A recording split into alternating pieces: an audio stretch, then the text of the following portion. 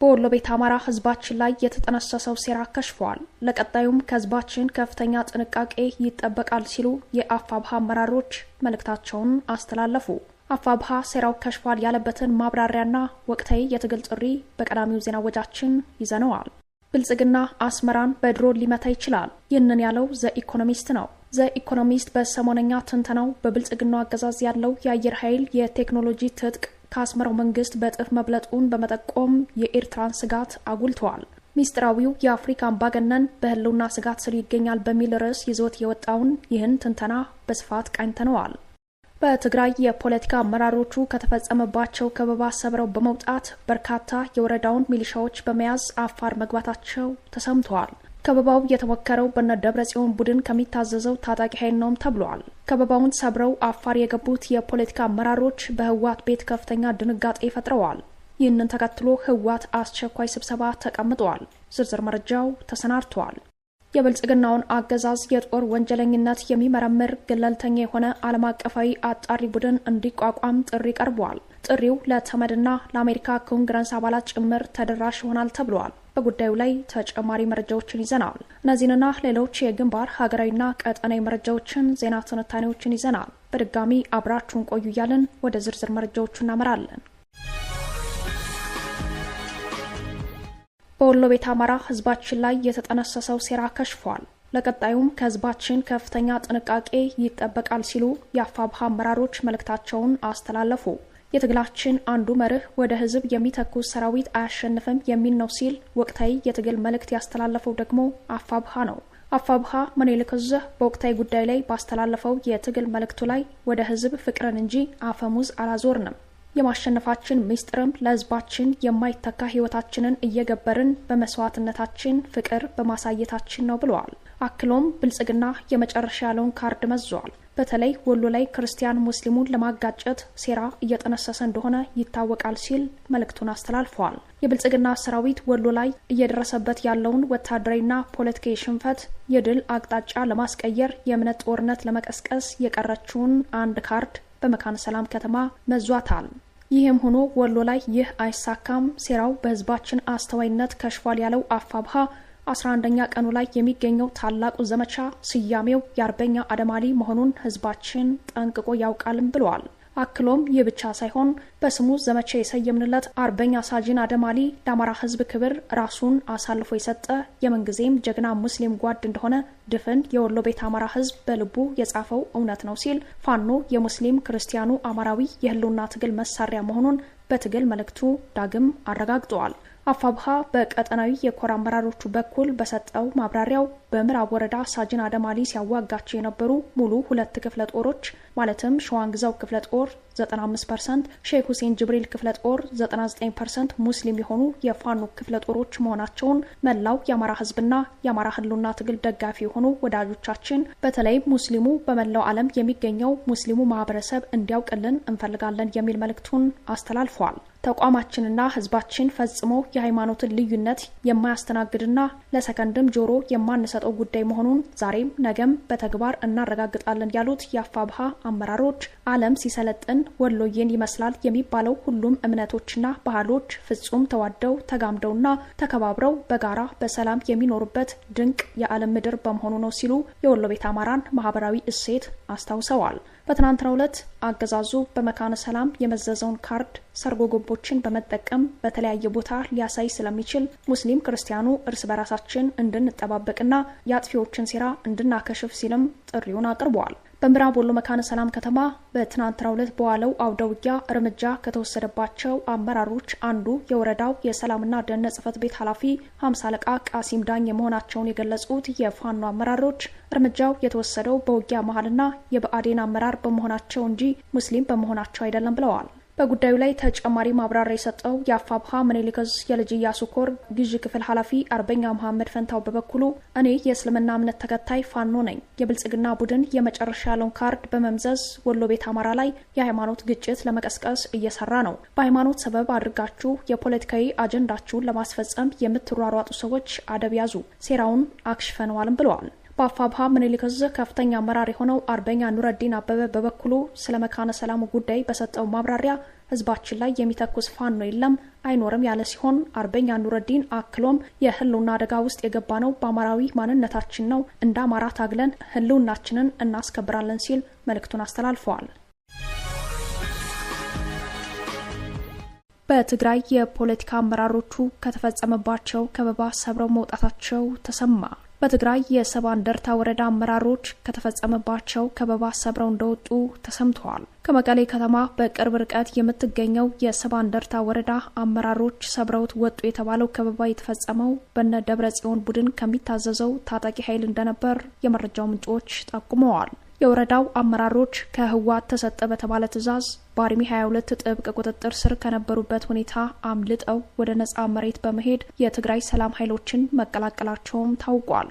ዋና የማዘዣ ግንባሩን በአፋር ያደረገው የትግራይ ሰላም ኃይሎች ዋነኛ ቅራኔው አውራጃዊ የፖለቲካ ክፍፍል ከፈጠረው ከነ ደብረጽዮን ቡድን ጋር ሲሆን ታጣቂ ኃይሉን በአመዛኙ የሚቀላቀሉት የእንደርታ፣ ተንቤን፣ ዋጅራት፣ አዲግራትና የሰባ እንደርታ እምብርት ከሆነችው መቀሌ የወጡ ወጣቶች እንደሆኑ ይታወቃል። በዛሬው ዕለት የጊዜያዊ አስተዳደሩ ፕሬዝዳንት የሆኑት ሌተናል ጄኔራል ታደሰ ወረደ ከተወለዱበት የእንደርታ አካባቢ የወጡ የወረዳ አመራሮች የህወሓት ታጣቂዎች ከፈጸሙባቸው አደገኛ ከበባ ሰብረው መውጣታቸውና በአፋር የሚገኘውን ተፋላሚ ኃይሉን መቀላቀላቸው በትግራይ የቀጠለውን ፖለቲካዊና ወታደራዊ ቀውስ ደረጃ ያሳያል ተብሏል። የወረዳዋ የፖለቲካ አመራሮች በቁጥር በርከት ያሉ የወረዳውን ታጣቂዎች ይዘው የትግራይ ሰላም ኃይሎችን መቀላቀላቸው በህወሓት ቤት ከፍተኛ ድንጋጤ ፈጥሯል።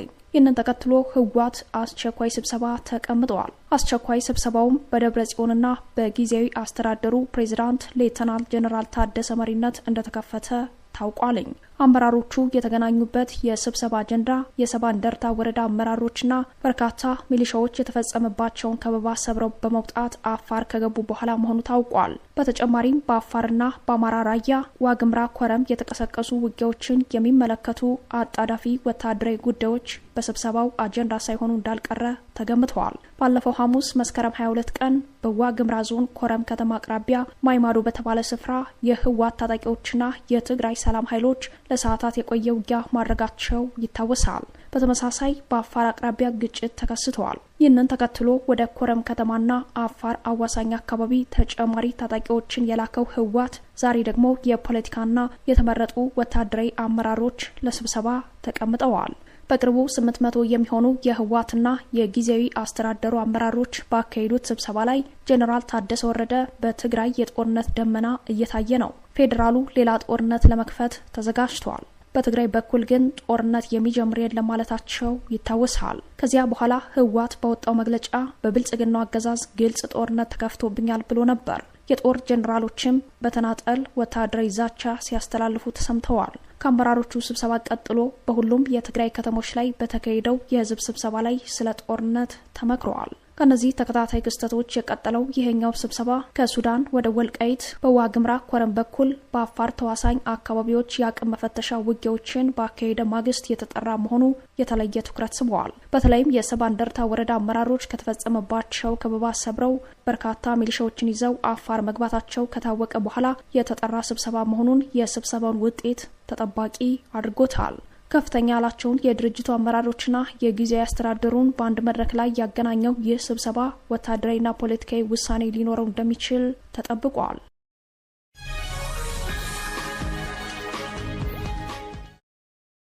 አድማጭ ተመልካቾቻችን ምርጫችሁን ጣና ቲቪን ስለምታደርጉ እናመሰግናለን። የዛሬ መስከረም 24 የምሽት መረጃ ዜናና ዜና ትንታኔዎቻችን እንደቀጠሉ ነው። ብልጽግና አስመራን በድሮን ሊመታ ይችላል ተባለ። በቀይ ባህር የጦርነት ደመና አጥልተዋል። በየመድረኩ እየተገኙ ስለዚህ ድንበር ተሻጋሪ ጦርነት የሚደሰኩሩት አብይ አህመድ ከጅጅጋ ቆይታቸው ቀጥሎ ኢሬቻን አስታከው ባስተላለፉት መልእክት የባህር በር ባለቤት ከመሆን የሚያስቆመን ኃይል የለም በሚለው የጦርነት ፕሮፓጋንዳቸው ገፍተው ታይተዋል። በጉዳዩ ላይ ዘኢኮኖሚስት ያወጣው ዘገባ የጦርነቱን አይቀሬነት ፍንትው አድርጎ ያሳያል። ሚስጥራዊው የአፍሪካ አምባገነን በህልውና ስጋት ስር ይገኛል በሚል ርዕስ የወጣው ይህ ዘገባ በዋናነት የፕሬዝዳንት ኢሳያስ አፈወርቂ እጣ ፈንታን ያትታል። ዘገባው በኢሳያስ ላይ የሚያሟርትም ይመስላል። በትንተናው አስመራን ከጋዛ ጋር አነጻጽሯታል። ከጦረኛም የባሰ ጦረኛ ከአምባገነንም የባሰ አምባገነን መኖሩን ያነጻጸረው ዘገባው ኢሳያስ በአምባገነኑና በጦረኛው አብይ መበለጣቸውን በመጠቆም ነው። ሁለቱ ዝሆኖች ቢጣሉ በሚል ትንተና ካስቀመጣቸው መለኪያዎች ውስጥ ወታደራዊ ዝግጅቱን ቀዳሚ አድርጓል። በወታደራዊ ዝግጅቱ ሁለቱም የማይናቅ ኃይል ቢይዙም በብልጽግናው አገዛዝ ያለው የአየር ኃይል የቴክኖሎጂ ትጥቅ ከአስመራው መንግስት በጥፍ መብለጡን በመጠቆም የኤርትራን ስጋት አጉልተዋል።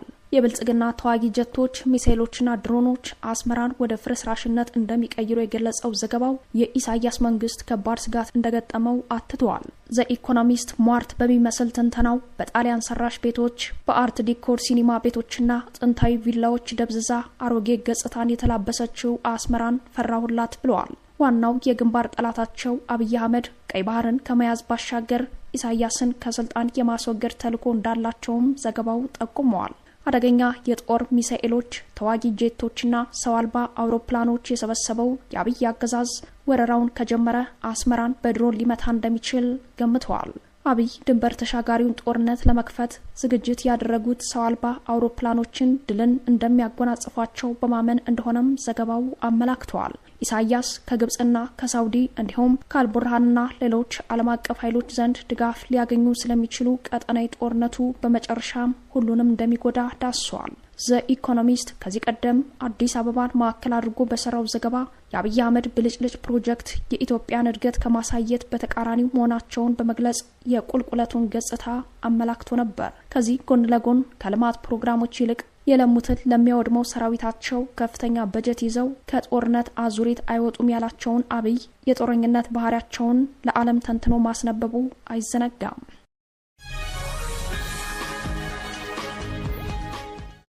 የጦር ወንጀሎችን የሚመረምር ገለልተኛ የሆነ ዓለም አቀፋዊ አጣሪ ቡድን እንዲቋቋም ጥሪ ቀረበ።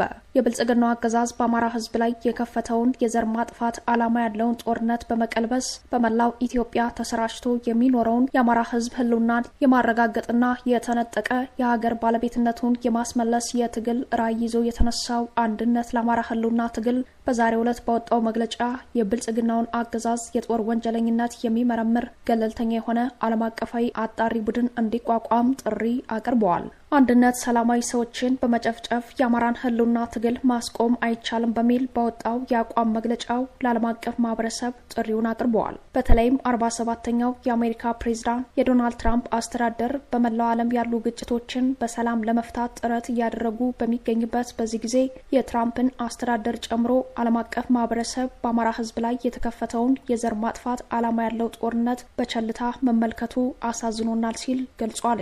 አንድነት በወጣው መግለጫ ላይ የዓለም አቀፍ ማህበረሰብ ዝምታ ለዘመናት ያዳበሩትን የሰብአዊ መብት ተቆርቋሪነትና በመላው ዓለም ያሉ ግጭቶችንና ጦርነቶችን በሰላም ለመፍታት እየተደረጉ ያሉ ሰፊ ጥረት የሚያግዝ ሆኖ አላገኘነውም ብለዋል። አክሎም የዓለም አቀፍ ማህበረሰብ ዝምታ አገዛዙ በጦርነት ፖሊሲው እንዲጸና ራሳቸውን ከመንግስታዊ የጅምላ ጭፍጨፋ መከላከል የማይችሉ ንጹሃን ደግሞ በታወጀባቸው የዘር ማጥፋት ዓላማ ያለው ጦርነት ይበልጡኑ እንዲጠቁ ያደርጋቸዋል በማለት ስጋቱን ገልጸዋል። ስለሆነም ዓለም አቀፍ ማህበረሰብ የብልጽግና አገዛዝ በራሱ ዜጎች ላይ የፈጸማቸውን የድሮን ጥቃቶች ጨምሮ ሌሎች የጦር ወንጀሎችን የሚመረምር ገለልተኛ የሆነ ዓለም አቀፋዊ አጣሪ ቡድን እንዲቋቋምና በውጤቱ መሰረት ተጠያቂዎች ለፍርድ እንዲቀርቡ እንጠይቃለን ሲል አንድነት ለአማራ ህልውና ትግል ጥሪውን አቅርበዋል። አንድነት የአማራ ህዝብን የህልውና ትግሉ ማዕከል ያደረጉ ዓለም አቀፍ ግንኙነቶች ማስፋት፣ በተለይም አድቮኬሲ፣ ዲፕሎማሲና ሌሎች አማራጮችን በመከተል የአማራ ህዝብ ትግል ዓለም አቀፍ ትኩረት እንዲሰጠው በመስራት ላይ ይገኛል። አንድነት በአማራ የህልውና ትግል ውስጥ ከፍተኛ አስተዋጽኦ እያደረጉ በመጡ ሰዎች የሚመራ ሲሆን በተለይም በዓለም አቀፍ ግንኙነት የአማራ ህዝብ የተከፈተበትን የዘር ማጥፋት ዓላማ ያለው ጦርነት ለዓለም አቀፍ ማህበረሰብ በሰፊው ለማስገንዘብ ተስፋ ሰጪ እንቅስቃሴዎችን በመጨረሻም ዓለም አቀፍ የጋዜጠኞች መብት ተሟጋች ድርጅት ሲፒጄ የአብይ አህመድ አገዛዝ አፈናን ከስር ከስር እየተከታተለ ማጋለጡን ቀጥሏል። ሲፒጄ በተለያየ ጊዜያት በሚያወጣቸው መግለጫዎችና ሪፖርቶች ኢትዮጵያ በአብይ አህመድ አገዛዝ ዘመን ጋዜጠኞችን በማሰር ከአፍሪካ ቀዳሚ መሆኗን ማሳወቁ አይዘነጋም። የብልጽግናው አገዛዝ ጋዜጠኞችን የሚያስረው ከህግ አግባብ ውጭ ነው የሚለው ሲፒጄ አሁንም በጉዳዩ ላይ ሌላ ማሳሰቢያ ሰጥቷል። ዓለም አቀፍ የጋዜጠኞች መብት ተሟጋች ሲፒጄ ማሳሰቢያውን የሰጠው ለ3 ሳምንታት ያክል በስር ላይ የነበሩት የሸገር ኤፍኤም ሬዲዮ ጋዜጠኞች መፈታታቸውን ተመርኩዞ ነው። ሲፒጄ በዚህ መግለጫው አርታኢ ትዕግስት ዘሪሁንና ሪፖርተር ምንታምር ጸጋው ከስር እንዲፈቱ መጠየቁን አስታውሶ ጥያቄውም ዘግይቶ ቢሆን ምላሽ ማግኘቱን በአዎንታ እንደተቀበለው ገልጸዋል። ጋዜጠኞቹ ለስር የተዳረጉት የሕክምና ባለሙያዎችን አቤቱታ ለምን ዘገባችሁ በሚል እንደሆነ ይታወሳል። በዕለቱ የዜናና ፕሮግራም ኃላፊው እሸቴ አሰፋ ከጋዜጠኛ ምንታምር ጸጋው ጋር ከቢሮ ከተወሰዱ በኋላ ቃላቸውን ሰጥተው ተለቀዋል። አርታኢ ትዕግስት ዘሪሁንና ሪፖርተር ምንታምር ጸጋው ግን ለ21 ቀናት ያለ ፍትህ በእስር ላይ ቆይተው ከሰሞኑ ካፈና መለቀቃቸውን ጣቢያው ማሳወቁ ይታወሳል። ጋዜጠኞቹ ከስር የተለቀቁት የፌዴራል ጠቅላይ ፍርድ ቤት በ50,000 ብር ዋስትና እንዲለቀቁ የፌዴራሉ ከፍተኛ ፍርድ ቤት ልደታ ምድብ ችሎት የሰጠውን ውሳኔ መስከረም 14 ቀን 2018 ዓ.ም ማጽናቱን ተከትሎ ነው። በጉዳዩ ላይ ሲፒጄ ባወጣው መግለጫ በጋዜጠኞቹ መፈታት ቢደሰትም ገና የሚቀራል ብለዋል። ሲፒጄ በዚህኛው መግለጫው የአብይ አህመድ አገዛዝ በጋዜጠኞቹ ላይ የተመሰረቱ የወንጀል ክሶችን ሙሉ በሙሉ እንዲያነሳና የፍትህ ስርዓቱም የፕሬስ ነጻነት እንዲያከብር ጠይቋል። በኢትዮጵያ ጋዜጠኞች ላይ የተፈጸሙት እስሮችም ሆኑ የተመሰረቱት ክሶች ሕግን ያልተከተሉ መሆናቸውን በመጥቀስም ስርዓቱን ተችተዋል።